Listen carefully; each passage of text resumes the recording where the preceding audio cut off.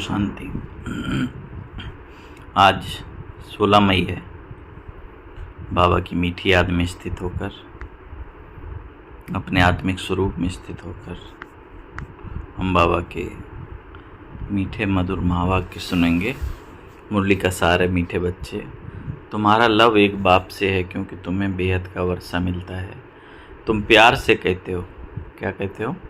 मेरा पापा, है ना। केवल बोलने, मुख से ही केवल उच्चारित नहीं हो रहा मेरा बाबा, दिल से निकल रहा है, दिल से आत्मिक स्नेह, है ना। प्यार की वासना, अपनापन लगाओ। तो बाबा तुम प्यार से कहते हो मेरा बाबा। प्रश्न, किसी भी देहधारी मनुष्य के बोल की भेंट बाप से नहीं की जा सकती, क्यों?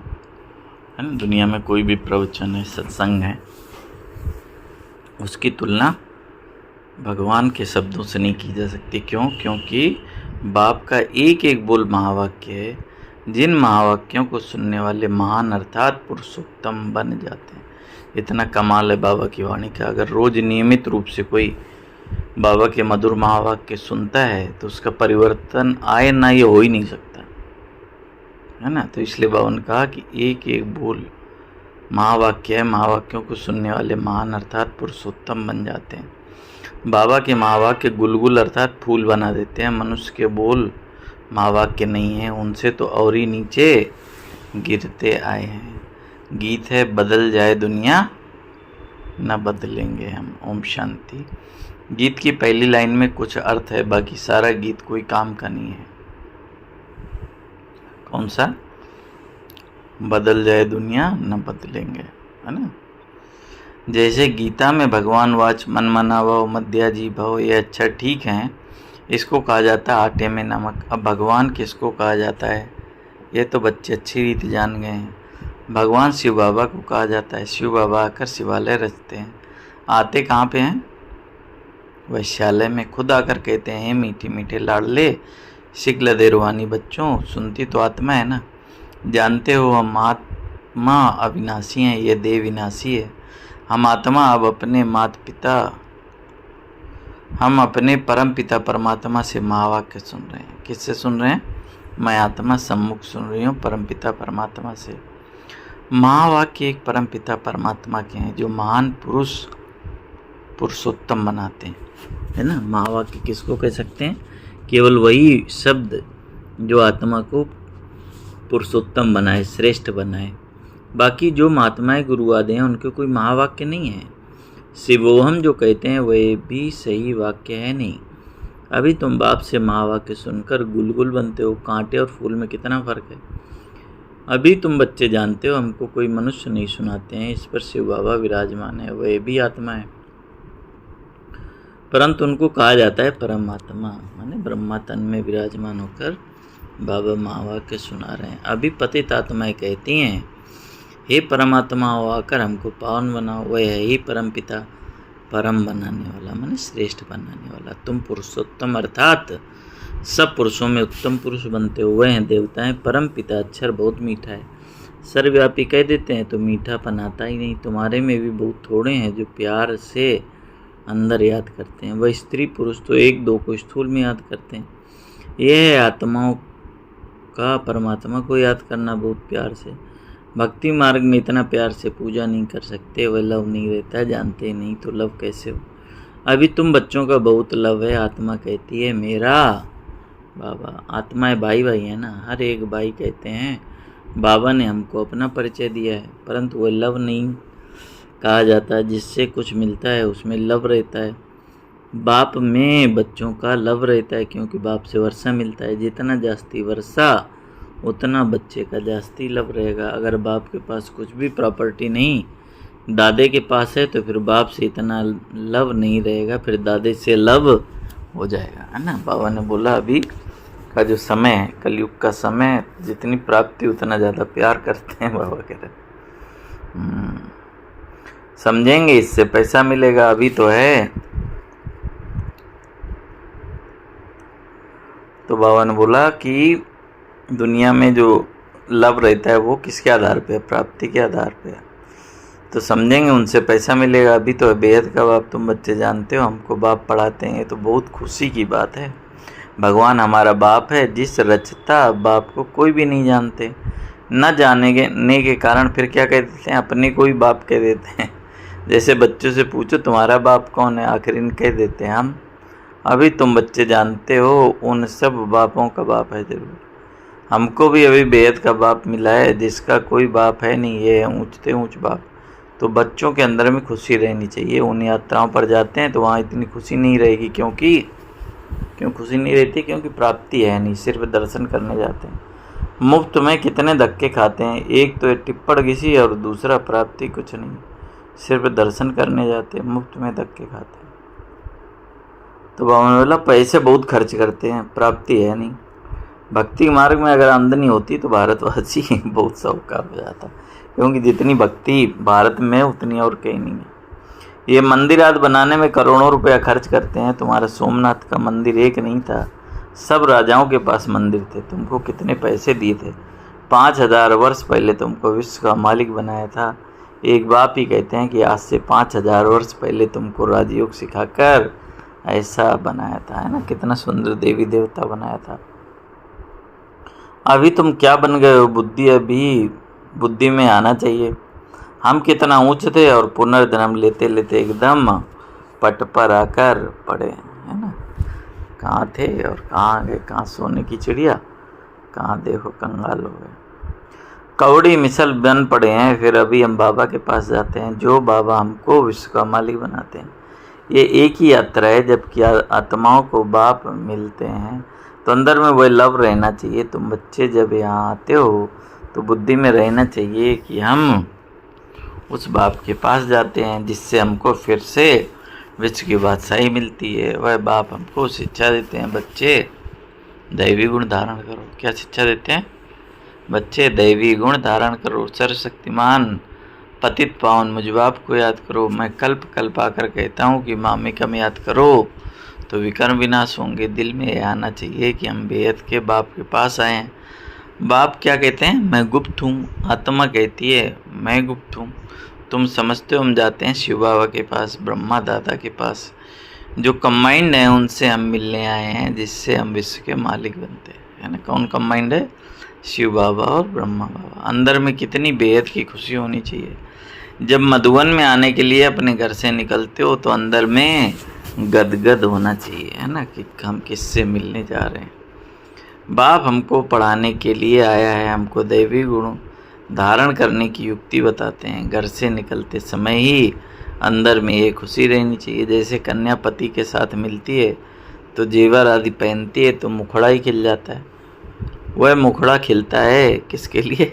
बाबा बोला दुख पाने के लिए, और तुम्हारा मुखड़ा खिलता है सदा सुख पाने के लिए। तो ऐसे बाप के पास आते समय कितनी खुशी होनी चाहिए। अभी हमको बेहद का बाप मिला है, सतयुग में जाएंगे फिर क्या हो जाएगा? डिग्री कम हो जाएगी, है ना? सतयुग में जाते ही कला गिरने लगेगी। हाँ, तो बावन का अभी तो तुम ब्राह्मण ईश्वरी संतान हो, भगवान बैठ पढ़ाते हैं। वह हमारा बाप भी है, टीचर भी है, पढ़ाते हैं, फिर पावन बनाकर साथ ले जाएंगे। हम आत्मा छीछी रावण राज्य से छूटते हैं। अंदर में अथाह खुशी होनी चाहिए, जबकि बाप विश्व का मालिक बनाते हैं। तो पढ़ाई कितनी अच्छी रीत पढ़नी चाहिए। स्टूडेंट अच्छी रीत पढ़ते हैं तो अच्छे मार्क्स से पास होते हैं। बच्चे कहते हैं बाबा हम तो श्री नारायण बनेंगे। ये है ही सत्यनारायण की कथा, अर्थात नर से नारायण बनने की कथा। वह झूठी कथाएं जन्म जन्मांतर सुनते आए हो। अभी बाप से एक ही बार तुम सच्ची सच्ची कथा सुनते हो। वह फिर भक्ति मार्ग में चला जाता है। जैसे शिव बाबा ने जन्म लिया, फिर उनकी वर्ष जयंती मनाते हैं। वह कब आया क्या किया कुछ जानते नहीं। अच्छा, कृष्ण जयंती मनाते हैं, वह भी कब आया कैसे आया कुछ भी जानते नहीं। कहते हैं क्या कहते हैं? कंसपुरी में आता है। अब वह पतित दुनिया में कैसे जन्म लेगा? बच्चों को कितनी खुशी होनी चाहिए कि हम बेहद के बाप के पास जाते हैं। अनुभव भी सुनाते हैं ना कि हमको फलाने द्वारा तीर लगा, बाबा आए हैं। बस उस दिन से लेकर हम बाप को ही याद करते हैं, है ना? तो ये अनुभव सुनाते हैं कि हमको मैं आत्मा कैसे ज्ञान में आई, किसके द्वारा तीर लगा, है ना। तो ये अनुभव सुनाते हैं। तो बाबा ने कहा, ये है तुम्हारी बड़े से बड़े बाप के पास आने की यात्रा, है ना। मधुबन जाते हैं तो कौन सी यात्रा है? बड़े से बड़े बाप के पास जाने की यात्रा। बाबा तो चैतन्य है, बच्चों के पास जाते भी हैं। वह है जड़ यात्राएं। दुनिया में जो भी यात्राएं हैं जड़ यात्राएं। यहाँ बाबा सम्मुख आया हुआ है, चैतन्य है ना। यहाँ तो बाप चैतन्य, जैसे हम आत्मा बोलती हैं वैसे वह परमात्मा बाप भी बोलते हैं शरीर द्वारा। यह पढ़ाई है भविष्य 21 जन्म शरीर निर्वाह के लिए। वह है सिर्फ इस जन्म के लिए, दुनिया की पढ़ाई इस जन्म के लिए। अब कौन सी पढ़ाई पढ़नी चाहिए और कौन सा धंधा करना चाहिए? बाप कहते हैं दोनों करो। सन्यासियों मिसल घर बार छोड़ जंगल में नहीं जाना है। ये तो प्रवृत्ति मार्ग है ना, दोनों के लिए पढ़ाई है। सब तो पढ़ेंगे भी नहीं, कोई अच्छा पढ़ेंगे, कोई कम पढ़ेंगे, कोई को एकदम जट तीर लग जाएगा और कोई तो तवाई मिसल बोलते रहेंगे। कोई कहते हैं हाँ हम समझने की कोशिश करेंगे, कोई कहेंगे ये तो एकांत में समझने की बातें, बस फिर गुम हो जाएंगे। कोई को ज्ञान का तीर ऐसा लगा तो जट आकर समझेंगे, कोई फिर कहेंगे हमको फुर्सत नहीं तो समझो। जो कहता है हमको फुर्सत नहीं तो क्या समझना है कि उसको तीर लगा ही नहीं। देखो बाबा को तीर लगा तो फट से छोड़ दिया ना सब। ब्रह्मा बाबा को ज्ञान बुद्धि में बैठा तो क्या किया? सब धंधा पानी छोड़ दिया। समझा बादशाही मिलती है, उसके आगे ये क्या है? हमको तो बाप से राजा ही लेनी है। अभी बाप कहते हैं वह धंधा आदि भी करो, सिर्फ एक हफ्ता ये अच्छी रीति समझो। गृहस्थ व्यवहार भी संभालना है, रचना की भी पालना करनी है। वह तो रचकर फिर भाग जाते हैं। बाप कहते हैं तुमने रचा है तो फिर अच्छी रीति संभालो। हैं बाबा घर परिवार छोड़ने की बात नहीं कर रहा है। बाबा बोला रचना की है तो उसको पालना भी करो। समझो स्त्री अथवा बच्चा तुम्हारा कहना मानते हैं तो सपूत है, नहीं मानते हैं तो कपूत है। सपूत और कपूत का पता पड़ जाता है। बाप कहते हैं तुम श्रीमत पर चलेंगे तो श्रेष्ठ बनेंगे, नहीं तो वर्षा मिल ना सके। पवित्र बन सपूत, बच्चा बन नाम बाला करो। तीर लग गया फिर तो कहेंगे हम अभी तो सच्ची कमाई करेंगे। बाप आए हैं शिवालय में ले जाने के लिए, तो शिवालय में जाने के लिए फिर क्या करना पड़ेगा? लायक बनना है, मेहनत है। बोलो अब शिव बाबा को याद करो, मौत सामने खड़ा है। कल्याण तो उनका भी करना है ना। बोलो अब याद करो तो विकर्म विनाश होंगे। तुम बच्चियों का फर्ज है पियर घर और ससुर घर का उद्धार करना। जबकि तुम्हें बुलावा होता है तो तुम्हारा फर्ज है उनका कल्याण करना, है ना। मायका ससुरा दोनों तरफ रहम दिल बनना चाहिए। पतित तमो प्रधान मनुष्यों को सतो प्रधान बनने का रास्ता बताना है। तुम जानते हो हर चीज नई से पुरानी होती है। नरक में सब पतित हैं। तब तो गंगा में जाकर स्नान करते हैं। पहले तो समझे कि हम पतित हैं इसलिए पावन बनना है। बाप आत्माओं को कहते हैं मुझे याद करो तो तुम्हारे पाप नष्ट हो जाएंगे। साधु संत जो भी हैं सबको यह मेरा पैगाम दो कि बाप कहते हैं मुझे याद करो। इस योग अग्नि से अथवा याद की यात्रा से तुम्हारी खाद निकलती जाएगी। तुम पवित्र बन मेरे पास आ जाएंगे, मैं तुम सबको साथ ले जाऊंगा। जैसे बिच्छू होता है चलता जाता है, जहाँ नर्म चीज़ देखता है डंक मार देता है। पत्थर को डंक मारेगा क्या? तुम भी बाप का परिचय दो, यह भी बाप ने समझाया है। मेरे भगत कहाँ रहते हैं? शिव के मंदिर में, कृष्ण के मंदिर में, लक्ष्मी नारायण के मंदिर में। भगत मेरी भक्ति करते हैं तो बच्चे हैं ना। मेरे से राज लिया था, पूज से पुजारी बन गए, देवताओं के भगत हैं। नंबर 1 है कौन सी भक्ति? शिव की अभिविचारी भक्ति। फिर गिरते गिरते अभी तो भूत पूजा करने लगे। भूत पूजा माने शरीर को पूजने लगे। शिव के पुजारियों को समझाने में सहज होगा। यह सब आत्माओं को बाप शिव बाबा ईश्वर का वर्षा देते हैं। अभी बाप कहते हैं मुझे याद करो तो क्या हो? विकर्म विनाश हो। हम तुमको पैगाम देते हैं। बाप कहते हैं पतित पावन ज्ञान का सागर मैं हूँ।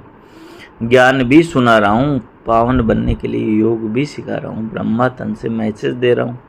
कौन सा मैसेज दे रहे हैं? मुझे याद करो, अपने 84 जन्मों को याद करो। तुमको भगत मिलेंगे मंदिरों में और कुंभ के मेले में। यहाँ तुम समझ सकते हो पतित पावन गंगा है या परमात्मा है। कौन है? किससे होंगे विकर्म विनाश? परमात्मा की याद से। तो बच्चों को खुशी रहनी चाहिए कि हम किसके पास जाते हैं। कितना साधारण है, क्या बड़ाई दिखाए? शिव बाबा क्या करे जो बड़ा आदमी दिखाई पड़े? सन्यासी कपड़े तो पहन नहीं सकते। बाप कहते हैं मैं तो साधारण पहन लेता हूँ, तुम ही राय दो कि मैं क्या करूँ। बाबा देखो बच्चों से कैसी हंसी टिटौली कर रहे हैं कि मैं बड़ा दिखाई दूँ, है ना। एहसास हो आत्माओं को कि सर्वशक्तिमान परमात्मा क्या से क्या बनाता है, क्या वर्षा देता है, उसके लिए क्या करूं। बाबू कह रहे सन्यासियों की तरह तो कपड़े तो पहन नहीं सकता मैं, तुम ही राय दो इस रथ को क्या श्रृंगारूं। वह हुसैन का घोड़ा निकालते हैं, कितना श्रृंगारते हैं। यहाँ शिव बाबा का रथ फिर बैल बना दिया है, बैल के मस्तक में गोल गोल शिव का चित्र दिखाते हैं। अब शिव बाबा बैल में कहाँ से आएगा? भला मंदिर में बैल क्यों रखा है? शंकर की सवारी कहते हैं।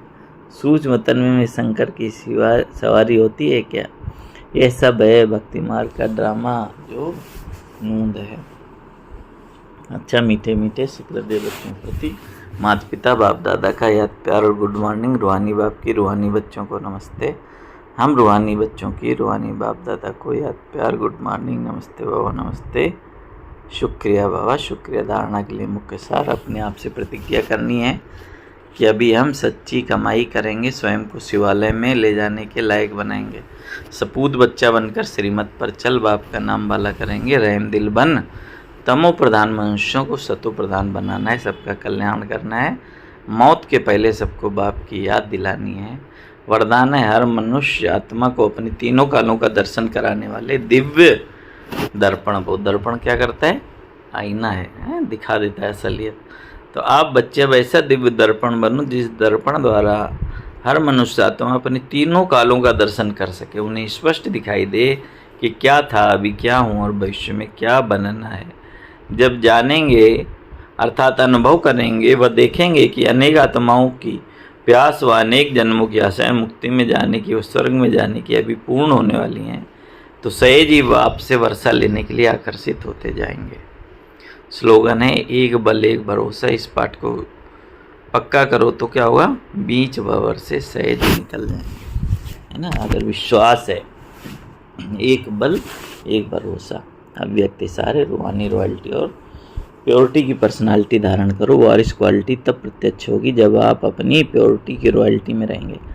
कहाँ भी हद की आकर्षण में आंख न डूबे, अर्थात कहीं भी बुद्धि न जाए। वारिस अर्थात अधिकारी, तो यहाँ सदा अधिकारी स्टेज पर जो रहते हैं कभी भी माया के अधीन नहीं होते, अधिकारीपन के शुभ नशे में रहते हैं। ऐसे अधिकारी स्टेज वाले ही वहाँ भी अधिकारी बनते हैं।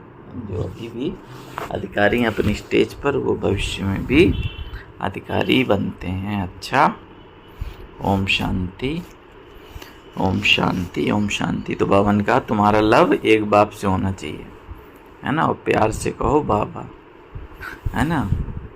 मनुष्य के बोल से और बाबा के बोल की भेंट क्यों नहीं की जा सकती? क्योंकि बाबा का एक एक शब्द महावाक्य है, जिससे तुम क्या हो जाता है? श्रेष्ठ आत्मा, पुरुषोत्तम आत्मा बन जाती है। अच्छा, ओम शांति, ओम शांति।